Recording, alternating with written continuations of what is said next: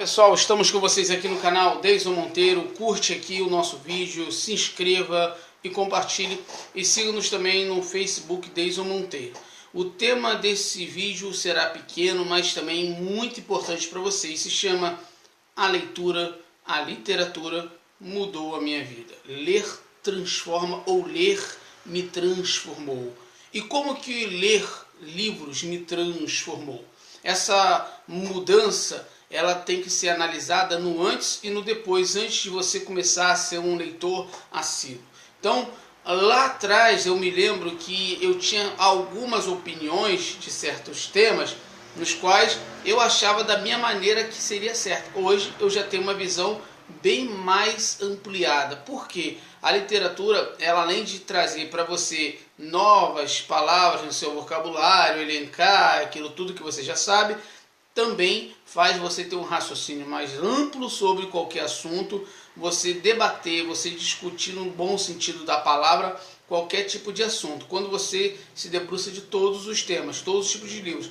E eu me lembro que o primeiro livro que eu li, que me deu mais vontade de ler, foi o livro de Monteiro Lobato, chamado Negrinha. Eu acredito que muitos já leram, porque para mim já é um clássico esse livro Negrinha, né, de Monteiro Lobato. Depois o outro livro que me marcou muito foi o de José Saramago, chamado Ensaio para a Cegueira, no qual me prendeu por dois motivos: por causa da literatura, da forma que ele colocou, porque ele escrevia, até eu pensei, esse homem não sabe o que é parágrafo.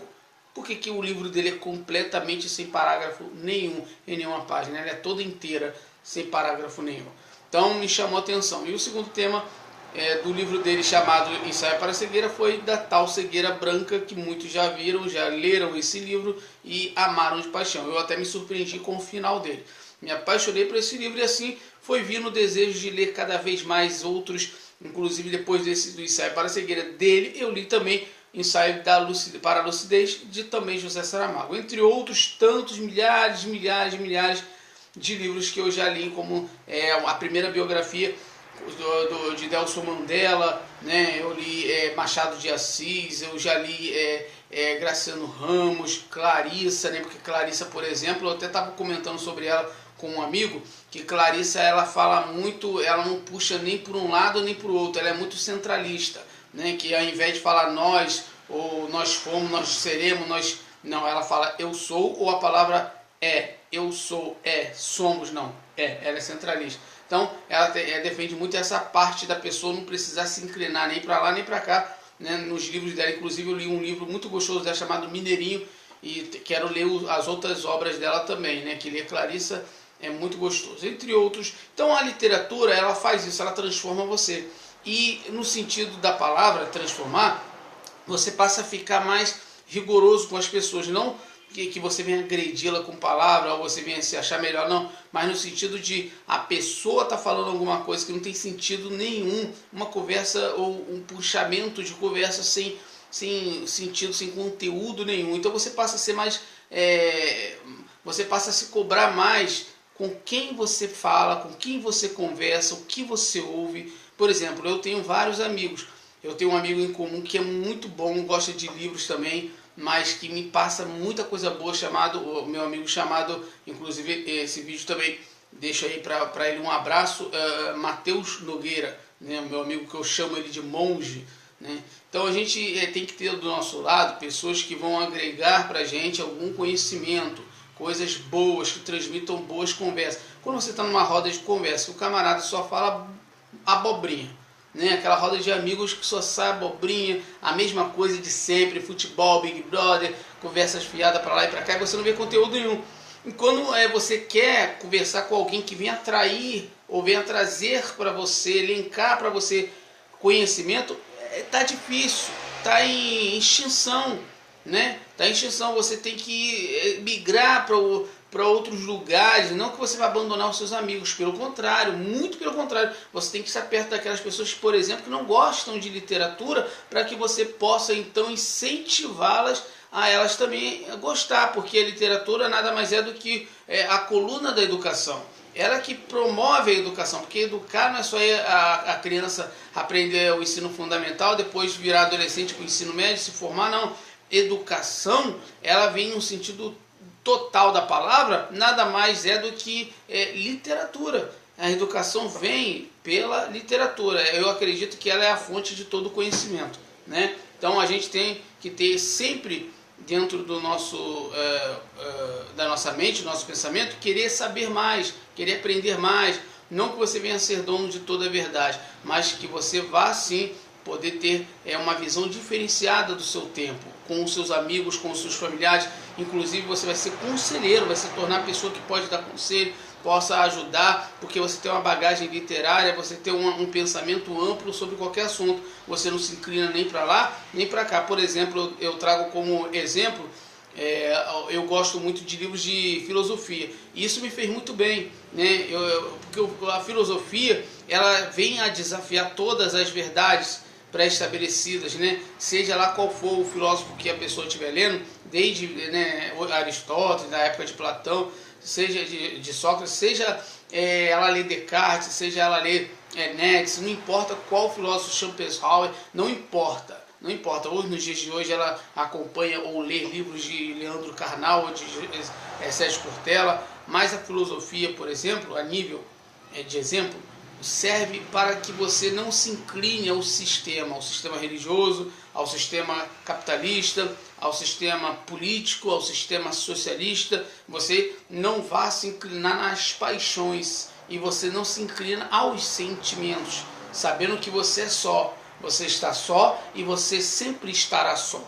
A filosofia te ensina que essa solidão, ela transmite a você uma luz. E essa luz também de você sai para outras pessoas quando essas pessoas te provocam com uma pergunta sem fundamento, na qual você busca esse fundamento com um argumento filosófico. O seu argumento vai fazer ela pensar e ela vai pensar, será que o que eu falei ou o que eu penso como verdade, de fato, é verdade?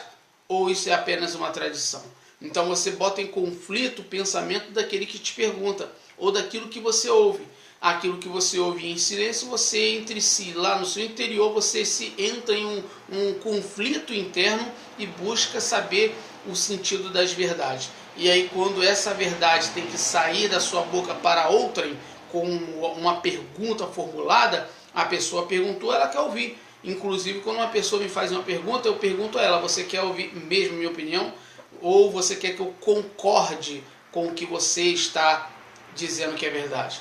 Porque se você me faz uma pergunta num tipo, seja lá qual for, e fala no final assim, não é verdade, Deison? Essa palavra, não é verdade? É uma pergunta. Então, se você está perguntando, não quer dizer que eu tenho que concordar com você. Porque eu costumo dizer assim, eu posso discordar de você de tudo que você me falar, de tudo, ou de parte daquilo que você me falar, mas eu vou defender até o fim o seu direito de falar, porque é democrático, é o seu direito de pensar. Então o debate democrático é esse, você vai pensar, vai falar e eu vou dar minha opinião. Claro, sempre a minha opinião nunca vai estar inclinada a paixões, mas sim no equilíbrio, ao meio, porque a literatura te faz isso, te dá essa visão.